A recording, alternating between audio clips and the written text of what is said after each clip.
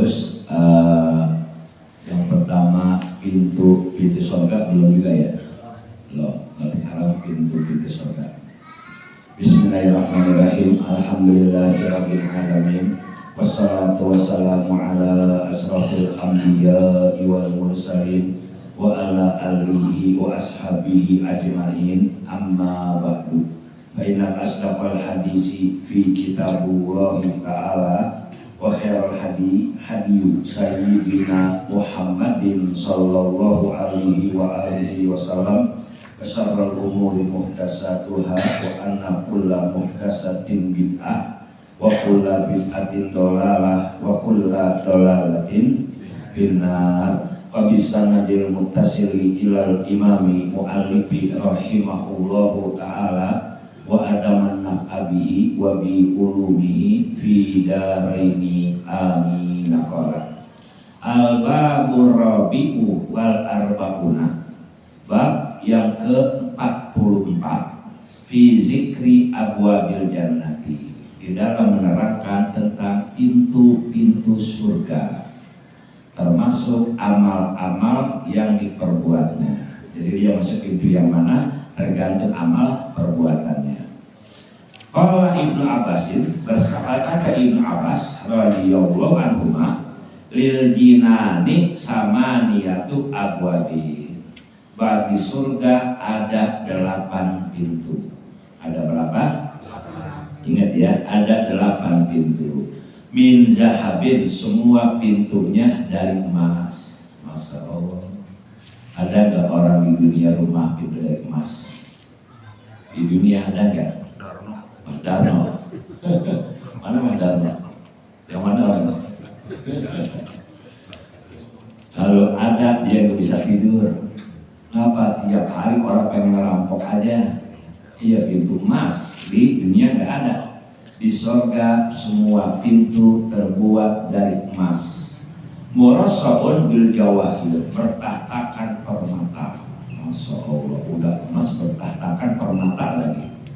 Maktubun alal babil awali, tertulis di pintu surga yang pertama, la ilaha illallah Muhammadur Rasulullah. Masya Allah, itu terpampang di pintu surga yang pertama kalimat la ilaha illallah Muhammadur. Hanya kata Nabi, man kana awaluhu wa akhiruhu la ilaha illallah dakhala fil jannah. Siapa orang yang sering mengucapkan kalimat la ilaha illallah di dalam kehidupannya, maka pas dia mati juga mengucapkan kalimat la ilaha illallah, dipastikan itu orang masuk surga. Makanya kita kalau ada yang undang tahlil, kita datang. Bukan karena berkatnya, bukan karena beseknya, tapi karena kalimat la ilaha illallah.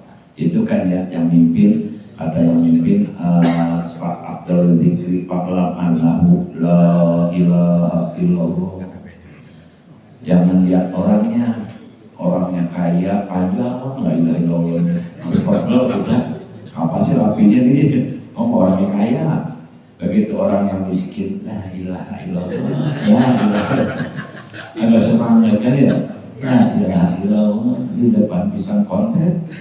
Amplop juga kejepet. Ya Allah, bila yang kaya, Allah. Nanti gak ikhlas, ya. Ya Allah, di depan paha ayam. Amplopnya juga lumayan. Udah tidak ikhlas ya. Jadi kita mengucapkan kalimat la ilaha illallah. Kalau ada yang mengundang berarti dia pasti menghargai kita. Jangan lihat siapa yang mengundang. Allah, kita mengucapkan kalimat Allah di situ, itu aslinya. Ya, dia yang mengundang. Berarti kan pede berkatnya. Ada jangan ya. Siapa yang undang bukan karena orangnya, tapi ucapan kita mengucapkan kalimat la ilaha illallah. Itu di pintu yang pertama. Buat siapa? Nih. Wa huwa babul anbiya, itu pintunya para nabi. 124.000 nabi masuk ke pintu yang pertama. Wal mursalin, dan pintu para rasul. 313 rasul, atau dalam riwayat lain 315 rasul masuk di pintu yang pertama. Wasuhada, dan orang yang mati syahid, para suhada mati membela agama. Wal asqiyat, dan orang-orang yang dermawan, orang-orang yang bares, dialah yang masuk pintu surga yang pertama. Insya Allah kita semuanya masuk di surga yang pertama. Amin ya Allah. Lalu wal babusani, bab yang pintu yang kedua, babul musholin, orang-orang yang suka sholat. Sholatnya bagaimana? Allazina yusinuna wudu'a, yang memperbarui wudunya, memperbagus wudunya. Wudunya kagak sembarangan. Kenapa? Kalau wudunya kagak diterima, otomatis sholatnya kagak diterima. Wudunya bagus, wudunya rapi, wudunya di tempat yang dingin tetap 3-3. Kenapa? Kalau kita bisa mempertahankan sholat wudunya di tempat yang dingin 3 kali, derajat kita diangkat oleh Allah. Kenapa?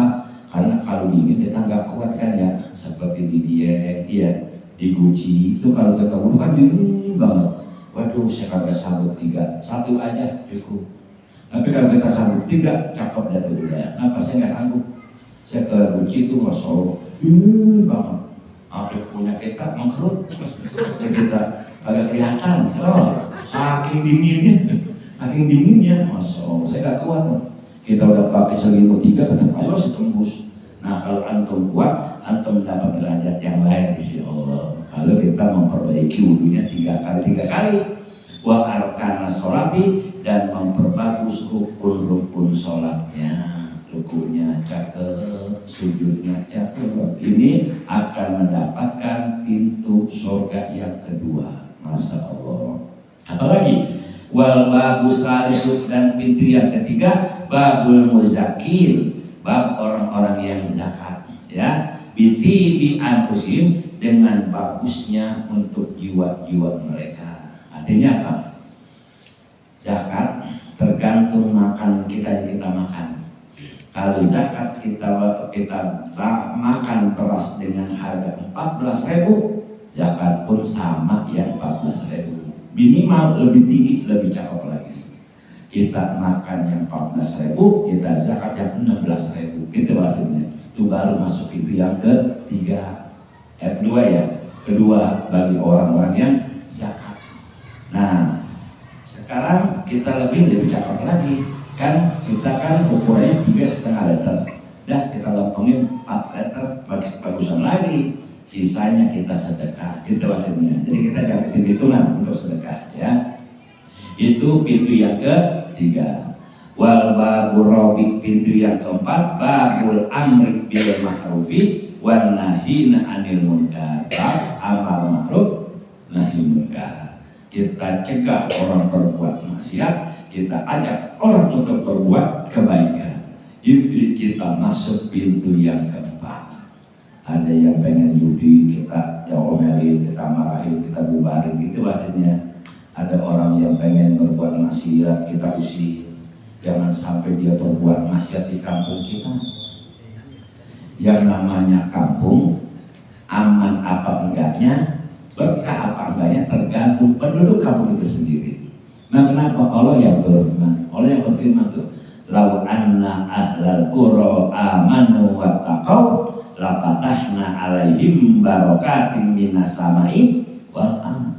Andai kata penduduk kampung, penduduk desa, penduduk negeri beriman dan bertakwa, niscaya kami turunkan keberkahan dari langit dan dari bumi.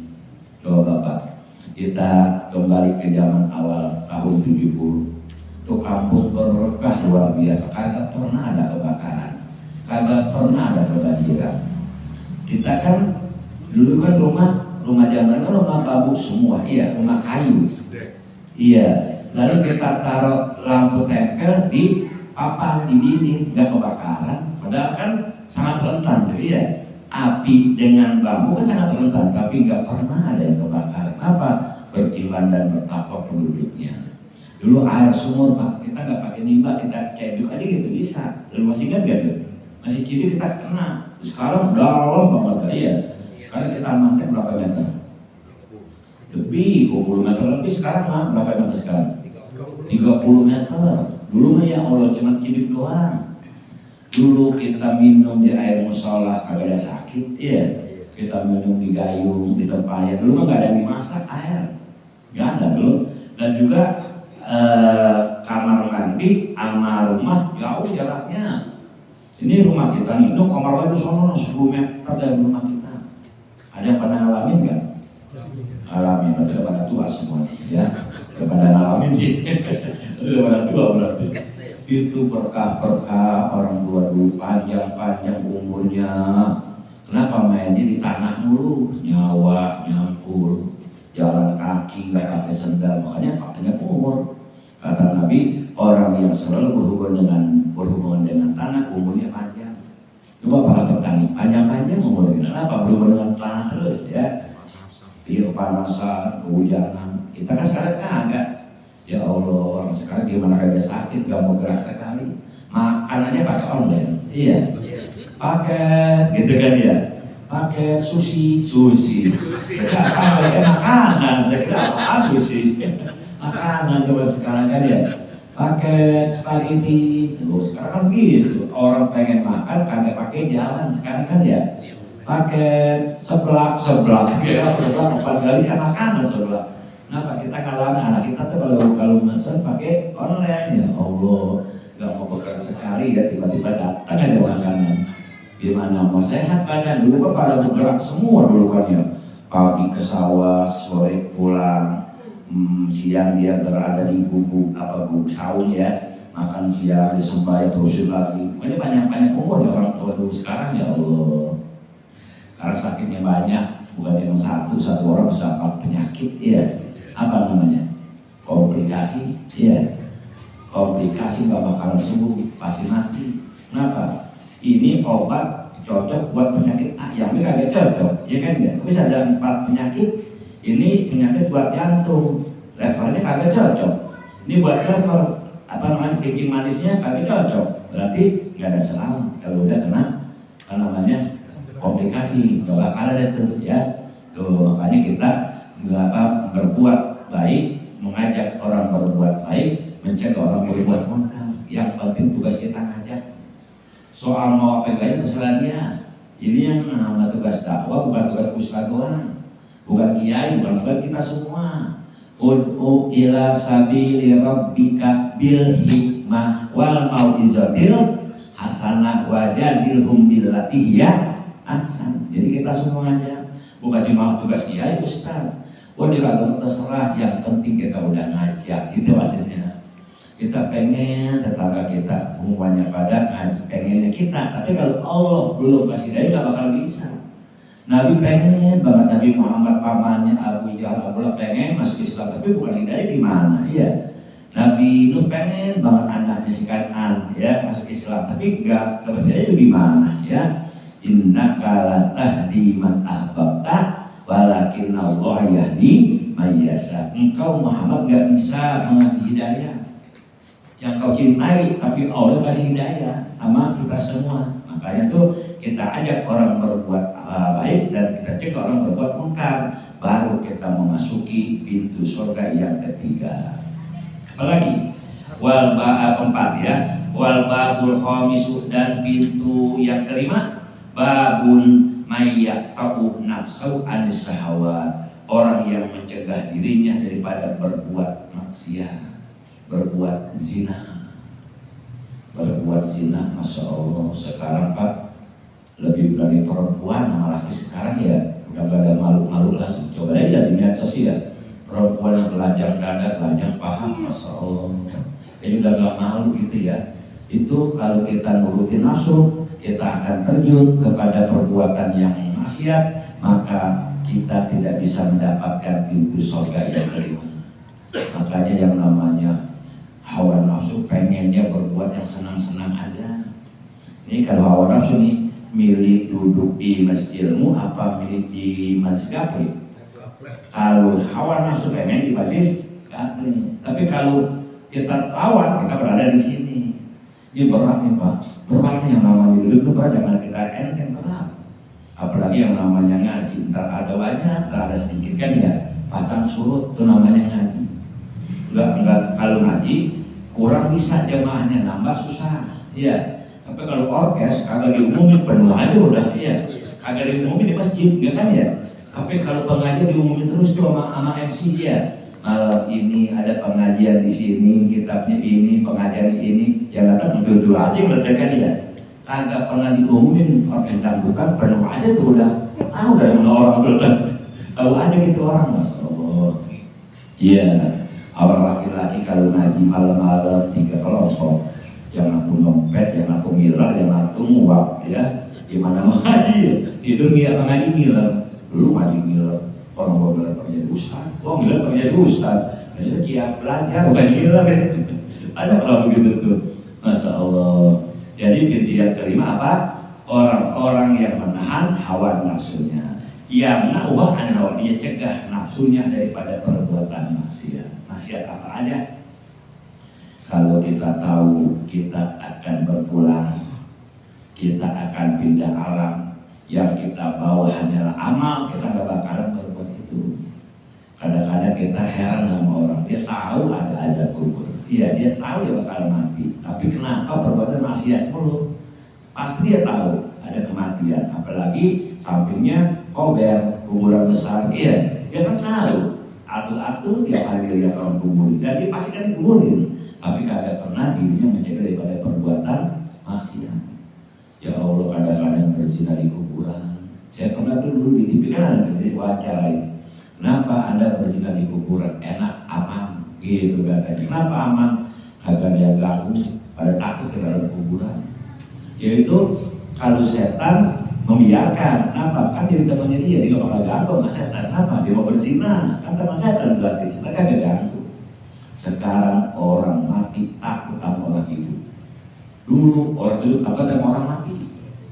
Kita lihat kuburan takut. Sekarang orang mati takut sama yang hidup. Iya, takut dia buat maksiat, takut buat judi, takut buat apa namanya ganja, apa namanya itu narkoba. Itu sekarang kan dia perbuatannya, Masya Allah. Itu di alam di kuburan tuh luar biasa. Apalagi wal babus hadisu bab yang pintu yang keenam, babul hujaji, bab pintu buat orang yang haji. Haji ada dua, haji mabrur, haji mardud, ya. Kalau mabrur kita nggak usah nanya, ini haji ya, ini mabrur apa enggak? Jangan ditanya, kelihatan dari tingkah lakunya udah kelihatan. Sebelum haji jarang ke masjid, jarang ke musola, jarang majlis. Begitu pulang haji, majlisnya rajin, masjidnya rajin, silaturahmi, namanya mabrur namanya, kelihatan. Berubah tingkah lakunya. Yang tadinya sebelum haji pintunya ditutup terus. Begitu udah pernah pintu terbuka, siapa yang diterima untuk datang tamu, itu namanya haji mabrur. Sebelum haji pelitnya 17 setan, begitu udah pulang haji sedekahnya lagi, itu namanya haji yang mabrur. Nah kalau haji mabrur kebalikannya, dulu masih sembahyang 5 waktu di musola, begitu pulang haji kagak pernah nongol-nongol di musola, itu namanya mardud hajinya. Dulu ia masih di majlis taklim, begitu pulang kagak pernah duduk di majlis taklim, malah duduk di majlis ronda, dia di pos ronda, dia di pos ini, terus namanya. Jadi kita nggak usah tanya, kelihatan dari tingkah lakunya. Ada lagi haji tergantung apa namanya perbuatannya dia di dunia. Kalau perbuatan cakep, ada haji namanya haji kosasi, haji karena ongkos dikasih. Ini namanya haji para ustadz, para kiai, bimbing anak muridnya. Ustadz, kita sekalian ikut Ustadz untuk bimbing kami di sana. Namanya haji kosasi, haji karena ongkos dikasih. Ada haji di kantor, dia predikannya cakep, loyalitas sama kantor, dipergiin haji dari kantornya kan Pak Ustadz. Dari haji dapat kuota haji dari kantornya kan ya. Namanya haji abidin, haji atas biaya dinas. Karena dia udah pergi cakep nih, dia punya predikat, bos senang di haji dari kantor. Namanya haji abidin, haji atas biaya dinas. Tahun 90 banyak haji mansur, halaman kena gusur. Halaman digusur, gede duitnya berangkat di haji kan ya. Tuh di Kelapa Dua tuh pelebaran jalan tuh artinya itu berapa orang tuh yang digusur, berapa juta dapat pergi haji. Namanya Haji Mansur, haji halaman kena gusur. Yang paling parah Haji Tomat di Sodok Tobat di sini Kumat. Sodok Tobat sampai Kumat lagi sampai sini. Namanya Haji Tomat ya, haji di Sodok Tobat di sini Kumat. Ada tuh Pak di Mega Kuningan, di Kuningan tuh. Itu kan segitiga emas ya. Jadi seorang satu rumah nih sepitengnya melewati jalan umum. Nah kebetulan di sepiteng kan di depan umum kita jual aja dapat pelebaran jalan 1 meternya 50 juta. Ini tahun 2000 50 juta ada meter itu luas sepiteng 5 meter. 5 kayak 5 berapa? 250 juta. Akhirnya 50 kali 5 berarti kan dia kan 250 juta kan ya, pergi haji Pak sekeluarga. Kenapa? Habis jual sepiteng tuh 250 juta pergi haji keluarga, pulang-pulang dipanggil haji sepiteng, pulang-pulang habis sepiteng lah haji atas jual sepiteng juga ada aja. Apalagi itu apa namanya, pintu yang berapa tadi? Pintu yang ke-6. Sekarang pintu yang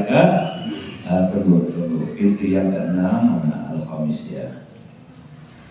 Pintu yang ke-6 orang yang memutuskan daripada syahwat, wal bagus hadis ayat pintu yang ke-6 pintu orang haji, wal amirin dan orang yang umroh. Umroh dengan uang yang halal, jangan sekali-kali dengan uang yang haram. Kasihan hajinya capek doang ya, daripada uang yang haram.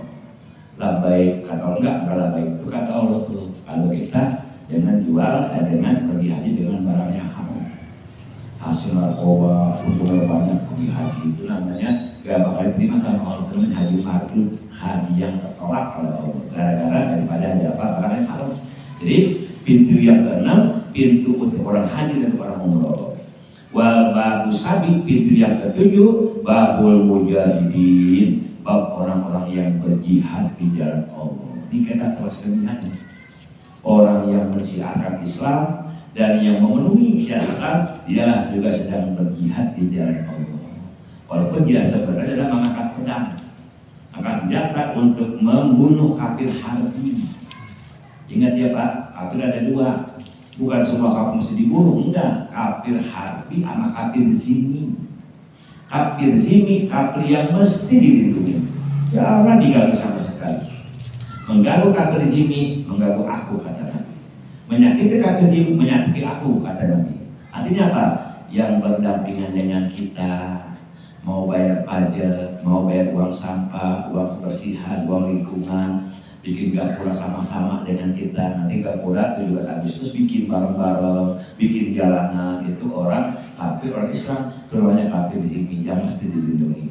Nah kafir harbi yang menyerang kita tuh yang di Palestina kan ya, kita diserang habis-habisan ya Allah. Ada anak kecil dibom, rumah sakit dibom, itu namanya kafir harbi. Dia menyerang kita balik menyerang dia, itu namanya berjihad fisabilillah. Dan yang ketiga adalah seorang suami mencari nafkah, pergi pagi pulang sore, lelah keadaannya, dia telah berjihad di jalan Allah. Tapi ingat dengan cara yang halal, mencari harta dengan cara yang halal. Yang paling berkah kerjaan kata Nabi berdagang. Udah nggak ada lagi itu. Berdagang kerjaan yang paling berkah selama dia tidak mengurangi timbangan, selama dia tidak menipu pembeli, selama dia tidak membohongi pembeli, maka dialah yang berkah. Kita kadang-kadang jual motor kita ada yang sedikit lecet di bawahnya, kita jualnya bukan siang malam. Kenapa? Biar kelihatan lecetnya. Iya. Ada yang gitu tuh? Ada nggak jual motor sedikit rusak nih, bagian bawah atau bagian sampingnya, lo mau beli motor gue punya, ntar malam aja liatinnya. Kenapa? Dengan tujuan dia kagak kelihatan rusaknya itu, yang bawahnya nggak kelihatan. Jadi dia jualnya malam-malam. Ada yang gitu tuh? Mana orangnya?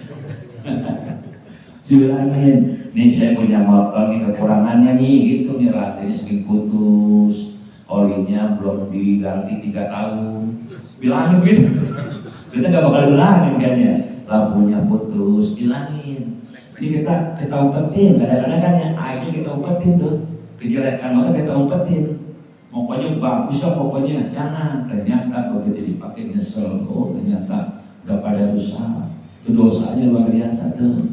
Hanya kalau berdagang selama dia jujur, dia berjihad di jalan Allah demi untuk keluarganya di rumah. Sini ada yang dagang dia, Bapak Sobiri, dagang dia. Siapa lagi yang dagang di sini? Ada yang dagang jasa, dagang ilmu kan ya, ada yang dagang tenaga. Jadi kayak kalau saya Junedi, jadi dagang tenaga nih, yang menjaga keamanan, ya bisa sekali menjaga keamanan namanya berdagang jasa namanya, jasa tenaga namanya, ya. Apalagi, Masya Allah. Yang keberapa sekarang? Pintu yang ke-8, tunggu ya, yang ke-8 mana nih, tunggu. Wal babu saminu, pintu yang ke-8, babul muttaqina alladzina yaghudduna absarahum anil maharimi wa ya'maluna al-khairati min birril walidaini wasilatil arham wa ghairi dzalik. Nah, ini yang ke-8 nih ya. Pintu yang ke-8 buat siapa? Buat orang-orang yang bertakwa. Apa sih takwa? Imtisalul awamirillah wa ijtinabun nawahi. Takwa adalah melaksanakan perintah, meninggalkan larangan. Kalau melaksanakan perintah tergantung kemampuan kita. La yukallifullahu nafsan illa, tergantung kemampuan kita. Bapak Ibu pengen malam sholat tahajud gak kuat 4 rakaat 2 silahkan 2, tergantung kemampuan kita. Heri pengen puasa tiap Senin Kamis gak puasa nggak kuat selama sebulan, ya seminggu aja Senin Kamis aja boleh. Kenapa? Tergantung kemampuan kita. Bapak Saktiman pengen sholat duha 12 rakaat kagak kuat 2 doang gak apa-apa, yang penting kemampuan kita, gitu hasilnya. Ustaz Junaidi pengen baca Quran 1 juz sekali baca nggak kuat, ternyata cuma setengah lembar baca. Kenapa? Nah tergantung kemampuan kita. La yukallifullahu nafsan illa wus'aha, Allah pernah membebankan kita. Nah tapi kalau buat perbuatan jahat, jangankan kecil, jangan sekecil apapun tinggalin. Kan kebalikannya, kalau perbuatan baik selama kita kagak mampu, yang mampu sedikit silahkan. Tapi kalau perbuatan jahat, jangankan dari sekecil apapun tinggalin, gitu hasilnya. Minuman keras sebotol haram, segelas tetap haram, sesendok tetap haram, tinggalin, gitu hasilnya. Main judi 100 juta haram, 50 juta haram juga, 1000 tetap aja haram, gitu hasilnya. Tinggal sejauh-jauhnya. Itulah perbuatan takwa sesuai dengan kemampuan kita. Karena orang nggak sama pak kemampuannya pak, iya nggak sama kan. Di sembahyang tarawih aja ada yang udah nggak kuat, ada yang sholat sambil duduk, ya kan tarawih kan banyak tuh nah di Jumatan tuh pada bawa bangku kan ya, karena nggak kuat diri sesuai dengan kemampuan kita. Tapi walaupun kita nggak kuat diri, sholat jangan ditinggalkan, tetap kerjain walaupun tanpa diri, diganti dengan duduk. Duduk nggak kuat, ganti dengan berbaring. Berbaring nggak kuat, ganti dengan celentang. Celentang nggak kuat, sholat dengan isyarat mata. Mata nggak kuat, masih ada hati, sholat di dalam hati. Hati kagak kuat, kita sholatin bareng-bareng. Itu namanya innalillahi wa inna ilaihi raji'un. Kayak gitu coba pak. Ya Allah, jangankan sakit sehat aja kagak ada yang sholat, ya kan ya. Banyak yang dia sehat kagak mau sholat, ya Allah. Padahal tuh pertama yang ditanya di hari kiamat sholat kita. Kalau sholat kita sempurna, yang ditanya udah langsung diterima deh udah. Iya itu dalam kitab Mustamil ala Abrasail halaman 1 lagi. Awwalu ma yuhasabu bil abdu yaumal qiyamati as-sholatu. Yang pertama ditanya seorang hamba di hari kiamat sholatnya. Fa'in wujidat tamatan qubila kuasa ilmu amali. Begitu sholatnya cakep, sempurna, diterima, semua amal ibadahnya otomatis diterima. Tapi fa'in wujidat naqis sholat rudat kuasa ilmu amali. Begitu sholatnya kurang, sholatnya kepengen aja ya sholatnya kadang-kadang semaunya, ditolak sholatnya, semua amal ibadahnya ditolak. Na'udzubillah ini. Makanya jangan sekali-kali berani untuk meninggalkan sholat. Apalagi lalu buat orangnya mutakin yabudun absor, yang memejamkan matanya anil maharim, yang diharamkan oleh Allah.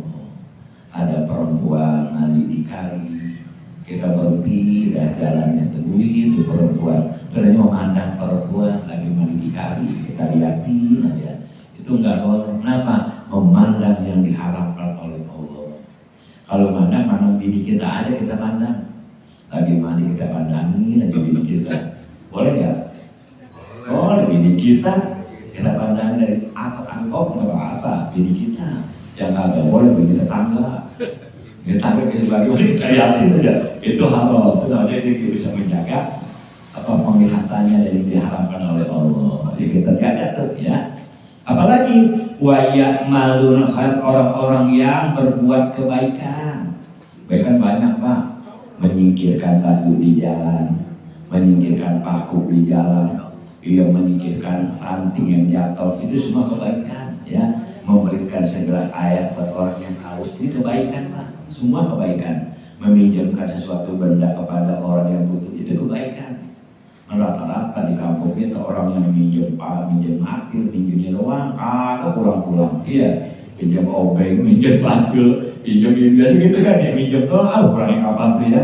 Itu namanya berbuat baik. Apalagi mimbiril walidain, dan orang yang berbakti kepada kedua orang tuanya. Masya Allah, surga diharamkan buat orang yang ibadahnya rajin tapi menyakiti hati ibunya. Surga bukan tempatnya. Ya Allah, ibadahnya rajin, umroh tiap tahun 2 kali, pergi haji tiap tahun, tapi masih menyakiti hati orang tua, surga bukan miliknya. Ya Allah, coba aja tuh. Tahu kan Alqamah? Ini Alqamah luar biasa Pak. Alqamah sembahyangnya selalu di belakang Nabi. Kan luar biasa.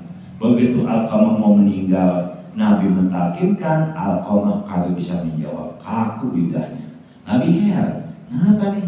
Orang yang hebat sholatnya, ibadah, tapi kagak bisa mengucapkan kalimat takbir. Apa yang ditanya? Cuma satu, halah hukuman, apakah ini punya ibu? Itu doa yang tanya. Punya ibu enggak?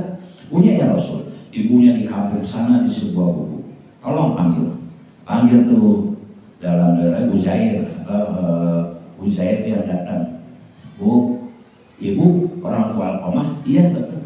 Bu, lagi mau mati nih Bu Alqamah, sedang biarin mati sekalian. Kenapa Bu? Saya sakit hati sama dia. Datang lagi tuh Umar bin Khattab, kagak mempan juga. Sedina Ali, Bu, kali ibu gak datang, Nabi yang datang kesini Bu. Wah jangan, ya saya datang aja kalau Nabi datang. Kenapa ibu? Saya sakit hati ya Rasul. Kenapa sakit hatinya? Dia selalu memperhatikan istri pada saya. Dia selalu mementingkan istri pada saya. Istrinya diberikan pakaian yang mahal, saya yang murah-murah. Istrinya dimakan enak, saya makannya kagak enak-enak. Bahkan sisa mereka saya kasih makan sama dia. Tuh, saya sakit hati banget. Bahkan Pak, kata Nabi, kita punya rumah, sampingnya rumah orang tua kita. Kita makan enak sama bini kita, kagak nawarin orang tua kita. Nanti di surga semua makan hambar pada rasanya. Kalau kita kagak nawarin orang tua kita di samping rumah kita atau nyatu sama kita, makan aja kita enak sama bini kita. Ini orang tua kita kagak nawarin gitu, itu nanti semua makanan surga hambar rasanya. Nah makanya Bu, kalau itu Bu, ibu nggak mau maafin, akan saya bakar. Ini Alqamah. Begitu Nabi mengumpulkan kayu bakar, udah apinya banyak. Ya Rasul, jangan ya Rasul. Bagaimanapun juga dia buah hati saya. Udah saya maafin, saya betul-betul. Begitu dia bilang, hai Alqamah, kul la ilaha illallah, lancar. Kenapa? Karena habis mendapat ridho daripada ibunya. Makanya orang yang bakti kepada orang tua. Kita semua nih Pak yang ada di sini, semua berkat jasa orang tua kita. Doa, perawatan, namanya kesabaran, perjuangan orang tua kita yang semua di sini, yang jadi guru, yang jadi pejabat, yang jadi pedagang sukses, yang menjadi seniman sukses semua berkat jasa daripada orang tuanya. Sudah pasti ya, perjuangan doa dari orang tua. Makanya kita jangan melawan orang tua, apalagi masih ada, masya Allah. Kalau masih ada benar-benar keramat buat kita. Jangan sampai nyakitin hati orang tua kita. Kenapa? Suara anak lebih tinggi dari orang tua, durhaka namanya. Panggil Amir, apa sih manggil-manggil? Itu kan bagian suara anak tuh, itu durhaka namanya. Kalau orang Jawa, cakap orang Jawa, sabirin dalam, gitu kan ya, dalam. Dalam artinya apa? Iya gitu ya, iya. Saya itu kagak paham tuh, saya punya teman orang Jawa lagi ngobrol di depan rumahnya, ibunya manggil. Siapa sih namanya? Amoy, bukan Amoy, siapa sih namanya? Mumoy apa Mumoy? Dalam. Lu gimana sih Bu? Kita lagi di luar apa di dalam? Saya bilang dalam tuh di dalam kan? Lu jangan bohong orang tua. Bukan dalam artinya apa gitu. Oh, saya kira dalam, di dalam, udah di luar. Agak nyambung ya. Orang Jawa orang Betawi kagak nyambung kali ya. Ya, apa namanya? Yang ketiga, yang kedua tuh ada orang Sunda. Orang Sunda orang Sunda nyebut di sumur. Di Betawi orang Betawi tar aja gitu. Lu gimana sih ke Betawi tar aja ditinggal sama Betawi. Ternyata tar itu tangga. Dia minta tangga bahasa tar aja. Kata Betawi, lu mau tolongnya gue ogah gitu, tak aja dulu gini, udah dah gue pulang ke jalanan, ternyata diminta tangga gitu. Tuh, jadi salah omong kita jadi salah ini ya, salah paham jadinya. Apalagi wasilatul orang yang suka bersilaturahmi, jangan kita putusin. La yadkhulunal jannata qati'ur rahim, tidak akan masuk surga orang yang memutuskan hubungan silaturahmi, terutama sama keluarga. Biar jangan putus, kita bikin arisan keluarga, pengajian keluarga. Saya mimpin 5 keluarga besar. Dari saya bujang sampai sekarang masih telah. Kenapa? Karena kalau silaturahmi umurnya panjang, rezekinya banyak. Betul tuh mereka tuh sampai sekarang Pak, dari saya bujangan sampai sekarang mereka kasih orang begitu, dikocok rumah siapa yang dapat nanti di rumah dia, di sana kan gitu. Kalau keluarga di Serpong pernah kita ke Serpong gitu, di Danau Cipondo kita ke Cipondo. Nah saya pengen kenapa? Karena saya pengen juga berkah hidup kita. Di mana kita datang nih, tergantung tempatnya di sini kita datang ya. Wallahu a'lam bishawab. Semoga Allah mengampuni dosa-dosa kita, Allah mengampuni dosa kedua orang tua kita, Allah mengampuni dosa guru kita, Allah panjangkan umur kita, Allah sehatkan badan kita, Allah berikan kepada kita rezeki yang banyak, yang halal, yang barokah, yang berlimpah. Agar Allah izinkan kita menginjakkan kaki di Mekah Al-Mukarramah dan di Madinatul Munawwarah serta berziarah ke makam Rasulullah. Andai kata kita meninggal dunia, semoga meninggalnya kita semua dalam keadaan husnul khotimah. Amin ya rabbal alamin.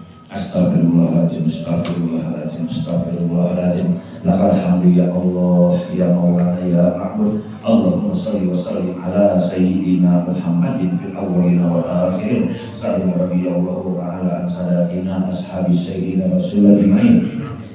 Ya Allah ya Rahman ya Rahim. Allahumma inna na'udzubika minal hammi wal hazan wa na'udzubika minal ajzi wal kasal wa na'udzubika minal jubni wal bukhul wa na'udzubika min ghalabatil muqahhirina. Rabbana ighfir lana wa liwalidayna warhamhuma kama rabbayana shighara. Rabbana atina fid dunya hasanah wa fil akhirati hasanah wa qina azabannar. Bi subhana rabbika rabbil izzati amma yasifun wa salamun alal mursalin walhamdulillahi rabbil alamin.